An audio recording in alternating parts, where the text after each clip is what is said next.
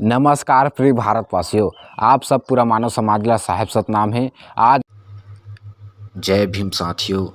छत्तीसगढ़ राज्य में राजधानी रायपुर में बाबा साहेब डॉक्टर भीमराव अम्बेडकर जयंती समारोह शहीद स्मारक भवन रायपुर में किए गए मानव समाज, जिसके आयोजक थे छत्तीसगढ़ राज्य आरक्षित वर्ग अधिकारी कर्मचारी फेडरेशन, जिसमें पदोन्नति में आरक्षण एवं SC/ST जो अधिकारी कर्मचारी है उनके जो संवैधानिक अधिकार है और जो उनके संवैधानिक अधिकार का हनन हो रहा है उसके बारे में संगोष्ठी का आयोजन किया गया था, जिसमें सभी अलग अलग जगहों से पदाधिकारीगण पहुँचे थे और अपने हक और अधिकार के बारे में एक अच्छा संगोष्ठी का आयोजन शहीद स्मारक भवन में किया गया, जिसमें संविधान के बारे में चर्चा हुआ और अपने अधिकारों एवं मांगों को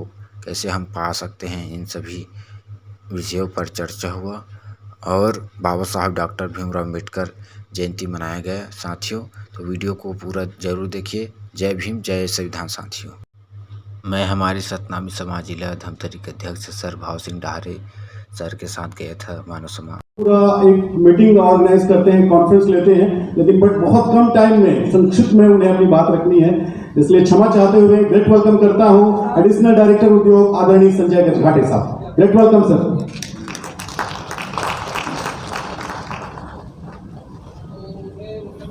आदरणीय मंच और सामने बैठ उपस्थित सभी मेरे साथी सभी को क्रांतिकारी जय भीम।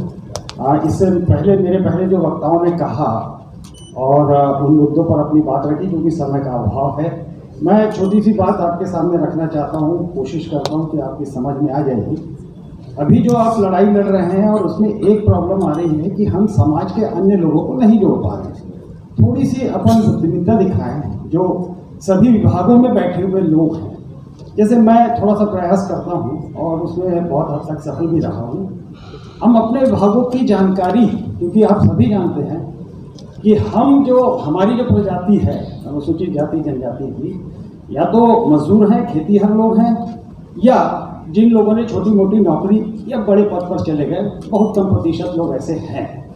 लेकिन सर्टिफिकेशन जो हमारे बच्चों का हुआ है वो लगभग 90% हो गया है, या मैं कहूँ कि 100% लोग अभी सर्टिफाइड हो गए। मैंने शिक्षित नहीं कहा, शिक्षित होना और सर्टिफिकेट होना दोनों में अंतर होता है, लेकिन सर्टिफिकेट हमारे बच्चों का हो गया, लेकिन उनके फ्यूचर का क्या होगा इस बारे में हमको थोड़ा सा सोचना है। और ये जब तक उस माँ बाप को जाकर नहीं बताएंगे, जो हमारी पीढ़ी के लोग हैं, वो माँ बाप अभी चिंता में लगे कि हमारे बच्चों का क्या होगा। हमने पढ़ा दिया, किसी ने 11वीं तक पढ़ाया, 12वीं तक पढ़ाया, किसी ने कॉलेज कर लिया, कोई MBA करवा लिया और उससे आगे भी एजुकेशन दे दिया है। उसके बाद इनका फ्यूचर क्या होना है, ये क्या करेंगे भविष्य में जाके, तो ये चीज़ों को यदि सोचना है, समझना है, तो एक बड़ा आकाश, बड़ा क्षेत्र खुला हुआ है जिसपे बहुत सारे उच्च वर्गीय लोगों का पूर्णतः कब्जा है, जहां आरक्षण की कोई बात नहीं होती। तो वो है व्यापार जगत, बिजनेस जगत, और उस दिशा में यदि हम उनके छोटे छोटे वर्कशॉप लेके मैं ये काम करता हूँ और मैंने इसमें बहुत सफलता प्राप्त की है, ये भी बता दूं आपको। तो यदि हम उनके बीच जाएंगे तो शायद अपने इस आंदोलन को जन जन तक पहुंचा पाएंगे और बड़ा लाभ मिला है इसका।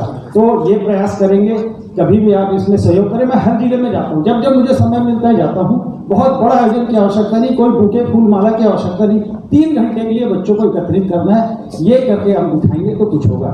Thank you very much. बहुत बहुत धन्यवाद साहब आपको। तो ऑनलाइन में भी हमें घंटों हम सुनते हैं, तो सुनते रहते हैं और आप इस तरह कॉन्फ्रेंस लेते हैं, बहुत बहुत धन्यवाद। चलिए मैं आमंत्रित करता हूँ प्रदेश अध्यक्ष हैं दी बुद्धिस्ट सोसाइटी ऑफ इंडिया से माननीय अनिल मेश्राम साहब। बहुत शॉर्ट में अपनी बात रखेंगे। वेलकम सर, ग्रेट वेलकम आदरणीय अनिल मेश्राम साहब।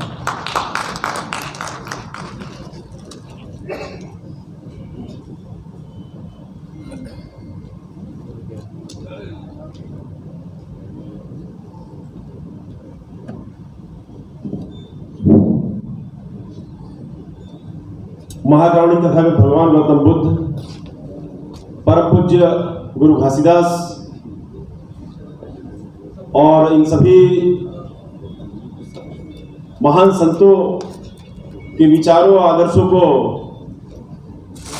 संविधान में स्थान देने वाले, विश्व के सबसे बड़े लोकतांत्रिक देश भारत का संविधान रचने वाले महान शिल्पकार बोधिसत्व डॉक्टर बाबा साहब अम्बेडकर को मैं नमन करता हूं, वंदन करता हूं।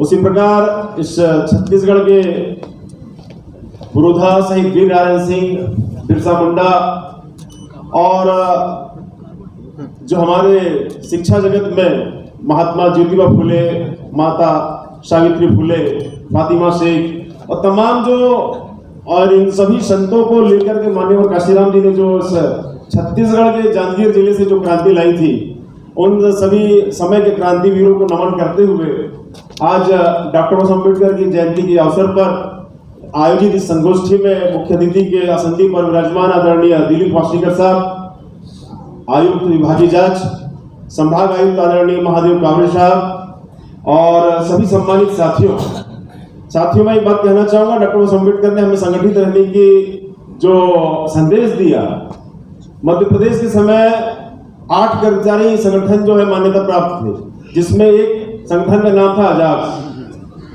और उसके बाद जब छत्तीसगढ़ बना तो आज 39 से भी ज्यादा संगठन बना दिए गए हैं, बांट दिए गए हैं। ऐसी मंच में आपको दिखेंगे मानो अनुसूचित जनजाति शासकीय सेवक संघ, सफाई कामगार संघ, लघु वेतन कर्मचारी संघ, इस प्रकार जो अजाक्स के जो धड़े थे, अजाक्स में जो लोग जुड़े हुए थे, वो लोग या तो कह लीजिए महत्वाकांक्षा थी। ये महत्वाकांक्षा ने सभी को अलग अलग संगठन बना करके मैं नेता, मैं प्रदेश अध्यक्ष, ये जो महत्वाकांक्षा हमारे अंदर जागी, उसने संगठन के धड़े धड़े कर दिए। और आज यही कारण है कि हम बटे हुए हैं, जाति में जाति भेद है साथियों। मध्य प्रदेश के समय में जो 16, 20 और 14 का आंकड़ा था SC, ST, OBC का, आज छत्तीसगढ़ बनने के बाद में 32-12 हुआ, 32-12, उसके बावजूद भी कम कर दिया गया। उसकी लड़ाइयां चल रही है अलग अलग, लेकिन मैं ये कहना चाहूंगा कि हमारा आंदोलन तभी सफल होगा जब हम ये जाति में जाति भेद है, सतनामी जाति, महार जाति, आदिवासी, सब जातियों में भेद पैदा हो गए हैं। कंवर समाज, हलवा समाज, सभी ने अपने अपने संगठन बना के रख लिए हैं और सभी के सम्मानित अध्यक्ष, प्रदेश अध्यक्ष, इनके नाम जुड़ते रहते हैं व्हाट्सएप में और युद्ध चलते रहता है। इस युद्ध को विराम देना होगा। जो व्हाट्सएप के जो ज्ञानी बने हुए लोग हैं वो सड़क पर आए और आंदोलन लड़े। तो ये जो परिपाटी हमने जो प्रारंभ की उस पर विराम लगाना होगा। मैं एक बात कहना चाहूंगा, ये जो कहते हैं ना कि आग लगी घर को घर के चिराग से, 2002 में पंकज चतुर्वेदी जो सामान्य प्रशासन विभाग के सचिव थे, शायद पंकज द्विवेदी या पंकज चतुर्वेदी, मुझे याद है जी, हाँ, तो उन्होंने एक आदेश जारी किया था जिससे आरक्षण रोस्टर और पदोन्नति रोस्टर में बहुत बड़ा परिवर्तन आया था। मैं बहुत काफी लंबे समय से अजाक से जुड़ा हुआ हूं। मैंने ये देखा था कि जब भी हम विभागों में जाते थे तो हमारे जो प्रथम जो मुख्य पदों पर कहीं मंडावी, कहीं नेताम, कहीं जनार्दन, कहीं बंजारे, कहीं वासनीकर, कहीं मेश्राम, कहीं गजबीये, कहीं कोसले, ये नजर आते थे। वो जो रोस्टर जब बनाया गया उस समय इस प्रदेश के मुखिया थे आदिवासी मुख्यमंत्री सम्मानीय अजीत जोगी जी, आज हमारे बीच में नहीं रहे हैं। और जब ये रोस्टर का जो आदेश जारी हुआ था उस वक्त हमने उनके सीएम हाउस में इंतजार किया था। रात को 1:30 बजे उनके मुंह पर हमने कहा था कि आपने आदिवासी होकर के भी आदिवासी समाज, दलित समाज का नुकसान किया है। बोले कैसे? हमने ये आदेश देखिए आप। इस आदेश के जारी होने के बाद से अब जो प्रथम पंक्ति पर जो है एक सामान्य वर्ग का अधिकारी बैठेगा और उसके बाद से आज आप देख लीजिए तो हर विभाग में कहीं शर्मा, कहीं मिश्रा, कहीं वैष्णव, ये नजर आते हैं। हम चौथे नंबर पर आ गए थे, जो पहले नंबर पर था आदिवासी, चौथे नंबर पर सामान्य और छठे सातवें पर SC OBC। ये जो रोस्टर था उस रोस्टर को बदल दिया गया, उसका नुकसान हमें बहुतायत में झेलना पड़ा और आज भी हम झेल रहे हैं। और यही कारण है कि हम ये इस लड़ाई को लड़ने के लिए जो एकत्र हुए हैं। मैं फिर से कहना चाहूंगा कि जो हम जाति भेद, ये फलाना हवा, ये महार हवा, ये सतनामी हवा, ये चमार हवा, ये बहरैया है, ये बाहर ले आए हैं, इस बात को भूलना होगा साथियों जी। मैं समझ रहा हूं, लेकिन एकता का सूत्र में, और जिस प्रकार मुन्ने मैडम ने कहा कि नारी शक्ति को जगाना होगा, परिवार को जगाना होगा, क्योंकि हमारे जो अधिकारी कर्मचारी हैं इनके परिवार से पूरा परिवार बनता है, इसलिए परिवार और समाज की लड़ाई बनानी पड़ेगी। तो निश्चित तौर पर हम सफल होंगे और हमारा जो कार्य है आगे बढ़ेगा और शासन प्रशासन को झुकना पड़ेगा। आज भी सुशासन तिहार में एक आदिवासी ने लिख के दिया है कि ये आदिवासी मुख्यमंत्री आदिवासी दलितों के हित में काम नहीं कर रहा है, इसको हटाना चाहिए। तो सोच लीजिए, तो ये जो परिपाटी बन रही है या इस समाज के पिछड़े वर्ग के अंतिम के आगे जो दिल पैदा हो रही है, क्यों हो रही है, तो विचार करना होगा, मुखिया से मिलकर उसको बताना होगा कि तुम्हारी जो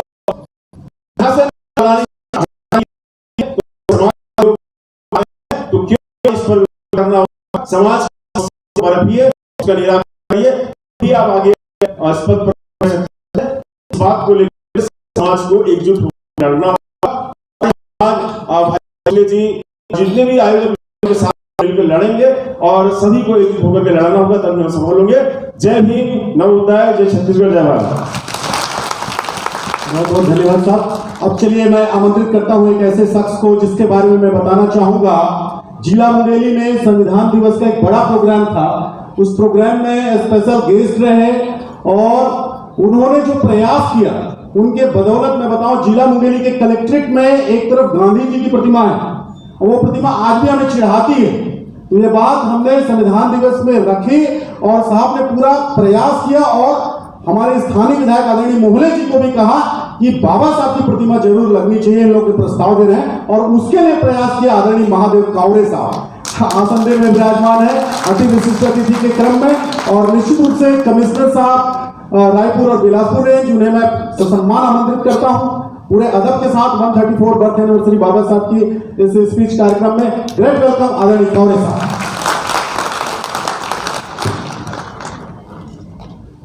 बाबा साहब डॉक्टर भीमराव अम्बेडकर जी के 134वीं जयंती के अवसर पर आज social justice and legal foundation सोजलिप के माध्यम से आयोजित कार्यक्रम में उपस्थित माननीय दिलीप वासनीकर साहब, विभागीय जांच आयुक्त, मंचासीन सभी गणमान्य यहाँ पर उपस्थित सभी भाइयों बहनों, सभी को मैं बाबा साहब भीमराव अम्बेडकर जी के 134वीं जयंती के अवसर पर बहुत बहुत बधाई देता हूँ, शुभकामनाएं देता हूँ। बाबा साहब ने जो संदेश दिया है, शिक्षित बनो, संगठित रहो और संघर्ष करो, तो ये उदाहरण है कि हम लोग जो है जिस तरीके से सभी लोगों ने अपनी अपनी बात रखा और सब लोग मान रहे हैं कि ये जो मुद्दा है ये बहुत ही आवश्यक और जरूरी है और इसके लिए हमको सभी स्तर पर प्रयास करने चाहिए। डॉक्टर भारती जी आजाद के माध्यम से काफ़ी बार जो है मंत्रालय लेवल में भी कई बार प्रयास कर चुके थे। वो बताते थे कि मैं कई बार इस मुद्दे को लेकर जो है मिला, लेकिन कोई अधिकारी जो है सुन नहीं रहे हैं, कोई जो है इसको इम्पोर्टेंस दे नहीं रहे हैं। तो अन्य लोगों ने भी जो है कई स्तर पर बात किया होगा, लेकिन मुझे लगता है कि और इसमें जो है हमारे जो मेन जो अधिकारी हैं सबसे जो है मिलना चाहिए, संगठन के माध्यम से मिलना चाहिए। उसका जो प्रभाव है मेरे ख्याल से और इफेक्टिव होगा, ताकि जो चीज़ें इम्प्लीमेंट होना है वो उस लेवल पर जो है बात करके इम्प्लीमेंट करानी चाहिए।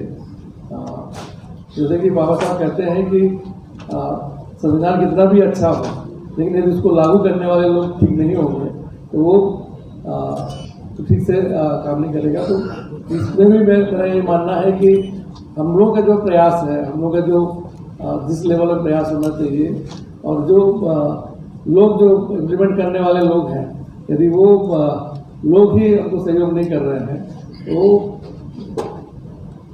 यदि लोग सही होंगे तो जो है वो सही ढंग से लागू होगा। तो उस लेवल पर हमको जो है प्रयास करने की ज़रूरत है। मैं सोजलिप फाउंडेशन ने जो इतना अच्छा मुद्दा रखा है उसके लिए सोजलिप को बहुत बहुत बधाई देता हूँ। उनको जो है जो भी मुझसे सहयोग होगा, जो भी बिल्कुल मैं सहयोग करने के लिए भी तैयार हूँ। आप सब लोग भी जो है आप सब लोग भी ये सोचते होंगे कि जो है हमारे जो इस लेवल में पहुँचे हैं अधिकारी, वो सब जो है सहयोग करें। प्रिवेक्टिव सोसाइटी के माध्यम से जो है वो सब को सहयोग करना चाहिए, मेरा ये मानना है।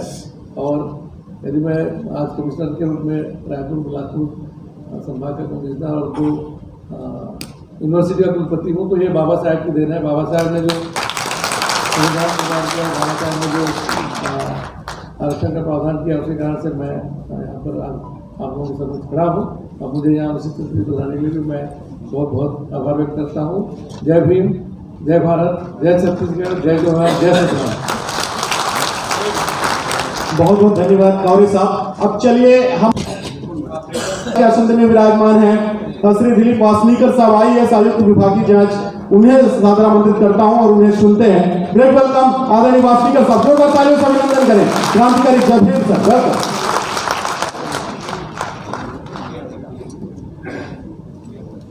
आपका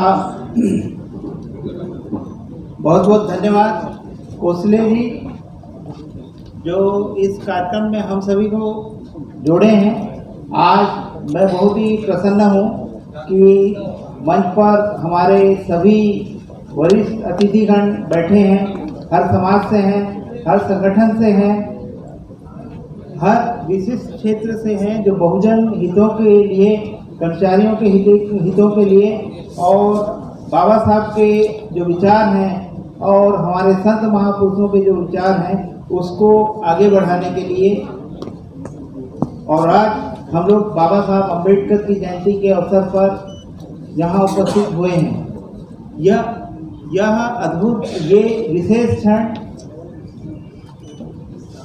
हम सभी के लिए बहुत ही प्रशंसनीय है। मेरे पूर्व ये जो आप लोग भी यहाँ पर आए हैं या मैं यहाँ पर खड़ा हूँ, तो ये सब बाबा साहब की देन है। मैं बोलने वाला और आप सुनने वाला। मेरे ख्याल से जब से हमारे जो प्रथम वक्ता रहे या विशेषज्ञ के रूप में कोसले जी ने संविधान में निहित संवैधानिक सुरक्षा के उपाय अनुच्छेद 16, 4, 1 एवं 335 के मायने और इसकी व्याख्या करते हुए जो उनके द्वारा विस्तार से जो जानकारी दी है, आप सभी जो जानते हैं उनको तो जानकारी मिली, जो नहीं जानते उनको भी बहुत सारी जानकारियां प्राप्त हुई हैं। और आप सभी जानते हैं कि जो सोजलीग के जो संगठन के जो आधार स्तंभ है वो एक नहीं है, सभी लोग हैं। मैं जुड़ा हूँ, आप भी जुड़े हैं, कोई खुल के जुड़ा है, कोई अंदर से जुड़ा है। तो ये जो हम संवैधानिक लड़ाई लड़ रहे हैं, जिसकी आज विस्तार से चर्चा हो चुकी है, तो आप मान के चलिए कि जैसे मैं अभी चर्चा कर रहा था उसके सोजलीग के थिंक टैंक से, कि वो व्यक्ति जो व्यावसायिक परीक्षा मंडल से चयनित है ना हुए और उसके बाद उन शिक्षकों को हाईकोर्ट, सुप्रीम कोर्ट से के आदेश के तारतम्य में बर्खास्त होना पड़ा और 120 दिन की वो लड़ाई लड़े, 120 दिन की लड़ाई लड़े। और उनके हड़ताल के बाद माननीय मुख्यमंत्री विष्णुदेव साय जी ने उन्हें आश्वासन दिया है कि उनके मामले पर विचार किया जाएगा। और हम वो व्यक्ति हैं जिनको बाबा साहब ने संवैधानिक जो आरक्षण के लिए या हित संरक्षण के लिए जो दिया है, सर्वोच्च न्यायालय और हाई कोर्ट से आदेश पारित होने के पश्चात भी हम लोगों को अभी लाभ नहीं मिला है। तो आप मान के चलिए कि हमारे लिए तो सुप्रीम कोर्ट और हाई कोर्ट ने आदेश दिया है, तो हम लोगों को 110% है कि अगर हम इसी तरह आप जो हमारे मंच पे बैठे हैं, सभी संगठन के, सोजलीग के, अजाक्स के या अन्य सभी संगठन के पदाधिकारी और आप सभी अगर एक हो जाएं, तो फिर कौन सी वो बात है या कौन से वो जो हमारे हित संरक्षण की बात है वो नहीं होगी। आप ये मान के चलिए कि हम लोगों को एक होना है।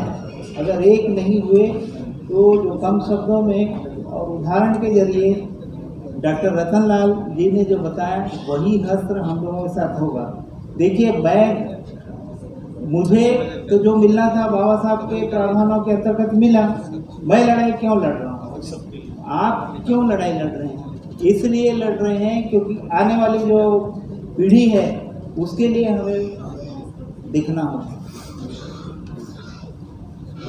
मुझे तो ये मालूम है कि अगर बाबा साहब ने संविधान में आरक्षण नहीं करते या आरक्षण के प्रावधान का लाभ मैं नहीं लेता तो क्या मैं IAS ऑफिसर बन सकता था? आप तो बहुत अच्छे जगह के हैं, रायपुर के हैं या कहीं के। जैसे मैं बस्तर का हूँ, कोंडागांव का, महादेव कावरे जी और दूर बीजापुर के हैं। तो हम लोग को वो प्रावधान का लाभ मिला तभी तो हम यहाँ तक आगे आए। तो हम इस जयंती के अवसर पे बाबा साहब सहित सभी महापुरुषों को नमन करते हैं जिनके कारण हमको बोलने का अवसर मिल रहा है और हमारा दायित्व बनता है, हमारा कर्ज है कि उस कर्ज को हम कैसे उतारें। वो वैसे उतारेंगे जैसे हमें अपने संतों और महापुरुषों ने बताया है। हमें अपने आने वाली पीढ़ी के लिए लड़ाई लड़नी है। हमें अपने कर्मचारियों, सारे विभाग के जो अधिकारी एक हो जाएं, जो अभी नहीं है उन लोग तक ये मैसेज पहुंचाए कि एक हो जाइए, नहीं तो आज की स्थिति में हमारे नौकरी जो हमें मिलती थी अब उसके अवसर कम होते जा रहे हैं, प्रतिस्पर्धा बढ़ती जा रही है। हम किस क्षेत्र में हमारे बाल बच्चों को भेजें? आप पहले PMT से सिलेक्शन होता था, अब नीट है, उसके थ्रू होता है। इंजीनियरिंग में इतने इंजीनियर है ना बने कि इंजीनियर की अभी क्या स्थिति है देखिए। आपके घरों में भी है ना इंजीनियर होंगे, है कि नहीं है? क्या उनको रोजगार मिल रहा है? अभी हम लोगों के स्वास्थ्य के लिए डॉक्टरों की कमी है। आज ही का हेडलाइन है, यहाँ संविदा नियुक्ति होती है तो डॉक्टर लोग नहीं आते। अब मध्य प्रदेश में क्या है कि दिया है आर्टिकल कि मध्य प्रदेश में उन लोगों को स्थायी रूप से रखा जाता है। अब शिक्षकों की बात हो तो बताओ, शिक्षकों के कितने प्रकार हैं? अभी हम अगर प्रोफेसर की बात बोले, शिक्षकों की बात बोले तो कितने हमारे स्कूल हैं जो शालाविहीन हैं। क्या वो अच्छे शिक्षक हैं? मैं कोई प्राइवेट स्कूल से नहीं पढ़ा, मैं ट्राइबल स्कूल से पढ़ा और उस समय के विद्वान जो भी रहे होंगे, हमें जो पढ़ाया होगा वो कितने विद्वान रहे होंगे जो हम इस दिशा में हम आगे बढ़े और जो परीक्षा मिली तो उसमें योग्यता हासिल करते हुए हम उस कार्यकाल में एक पद नहीं 2-2 पद हमको मिल जाता था। और आज क्या स्थिति है? तो संघर्ष बहुत ही कठिन है, हमें एकजुट होना पड़ेगा।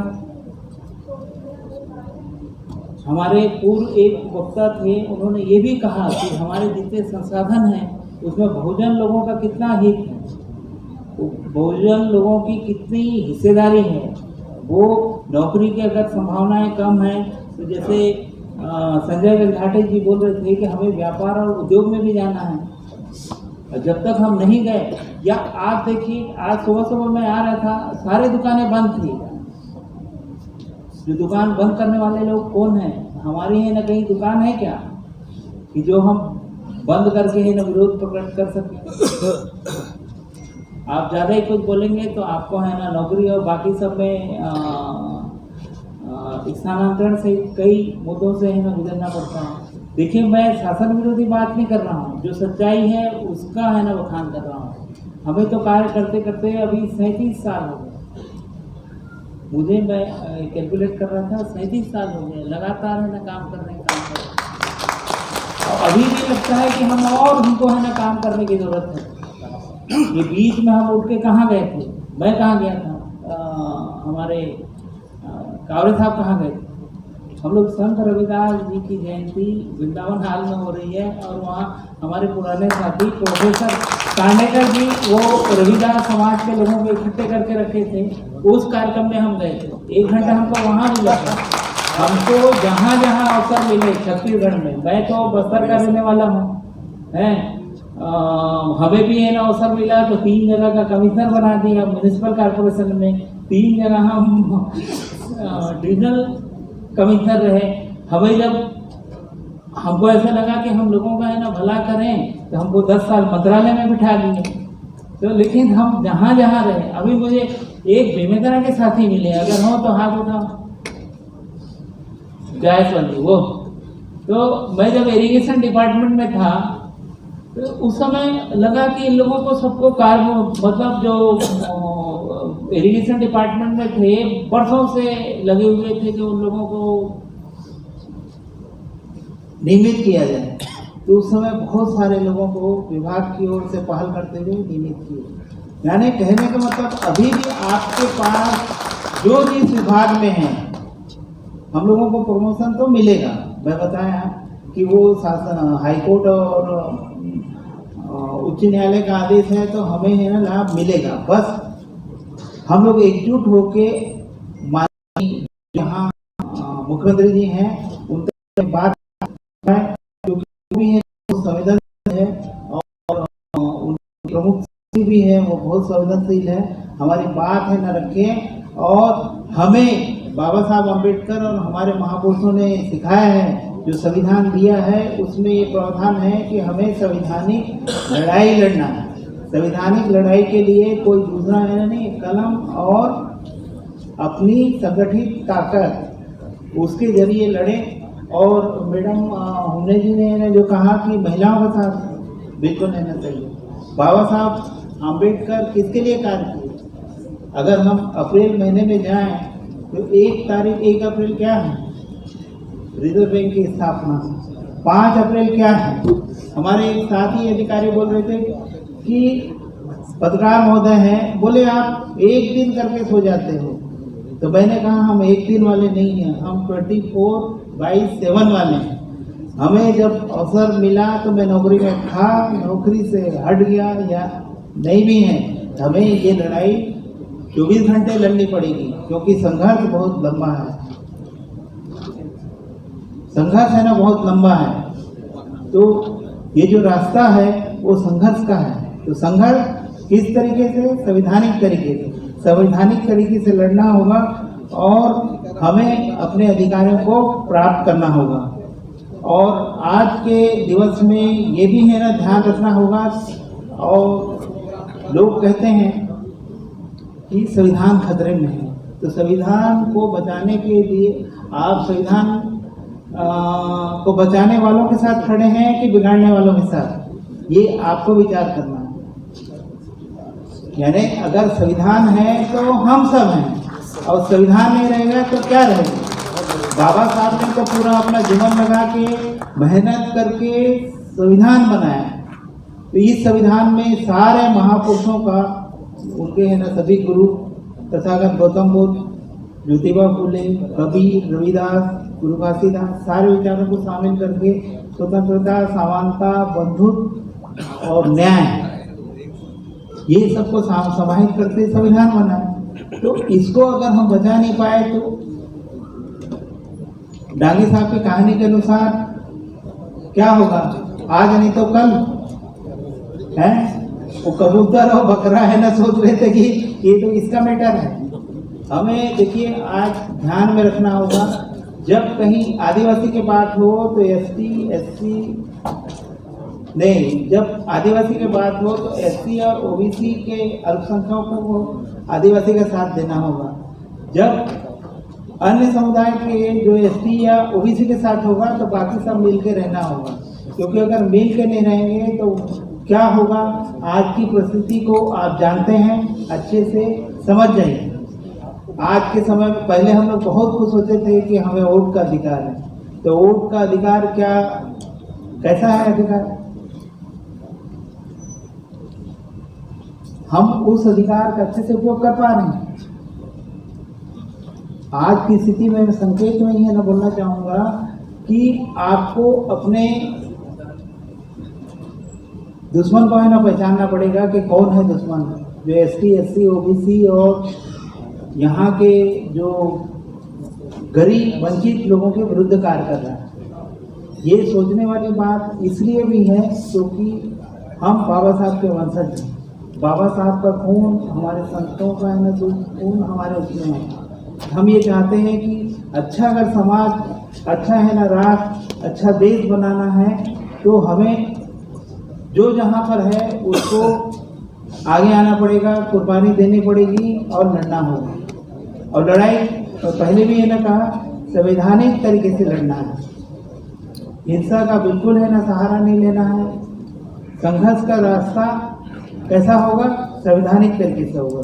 तो आज बहुत अच्छी अच्छी बातें हुई होंगी जो मैं बीच में नहीं आ पाया, नहीं सुना होगा, लेकिन मेरे को है ना मालूम है कि आज का जो चर्चा हुआ, आज है ना जो चर्चा में जो निष्कर्ष निकला, उस निष्कर्ष को है ना लेके आप आगे बढ़िए।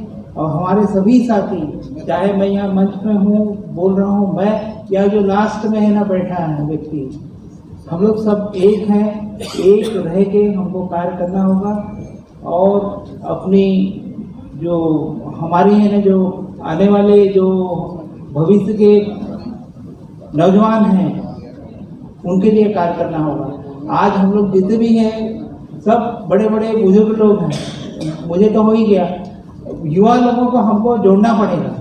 जैसे कि जोड़ने का काम, अगर हम इंटरेस्ट की बात करेंगे तो संजय गंगघाटे जी के साथ बहुत सारे युवा लोग हैं, तो हम जहाँ जहाँ हैं हमारे युवाओं को जोड़ें। वो लोग बोलेंगे इन लोग करते क्या हैं, एक दिन जयंती मनाते हैं, एक दिन अपने प्रमोशन की बात करते हैं, उसके बाद छिटक जाते हैं।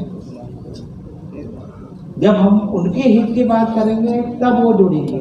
उनको किस बात में इंटरेस्ट है उसको देखिए और देखिए उनके लिए अच्छा मिले। मैंने मैं संविधान को तो फिर कई